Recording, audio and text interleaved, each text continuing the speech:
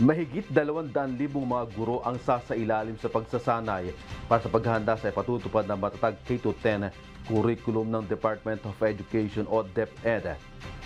Inilunsad ng kagawaran ang revised curriculum for kindergarten to 10th graders noong August 10 at magiging epektibo sa academic year 2024-2025. Binuo ang naturang curriculum upang bigyan ng solusyon ang mga hamon sa kasalukuyang pinatutupad na K-12 curriculum tulad ng cognitive demand imbalance, maraming nilalaman, pagkawala ng ilan sa mga kailangang learning competencies. Sumisimbolo ang matatag para magawa ang curriculum na may kaugnayan sa paglihika ng aktibong kahandaan sa trabaho at pagiging responsabling individual. Isang hakbang din ito para mapabilis ang pagbibigay ng basic education services and provision facilities. Bunso dito, inaprubahan na ng Senate Committee on Finance ang 1.5 billion pesos na alokasyon para sanayin ng mga guro sa matatag K-10 curriculum.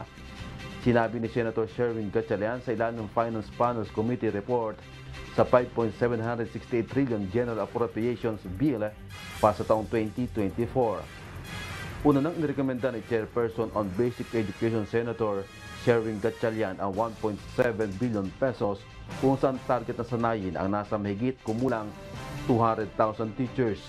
Isinalarawan din ng senador na ang matatag K-10 curriculum ay gaya ng low-hanging fruits na makatutulong na mapabuti ang pag-aaral ng mga estudyante. Diyos ang aming sandigan, serbisyo publiko ang aming pinahahalagahan. Jerry Galicia, Pumahataw!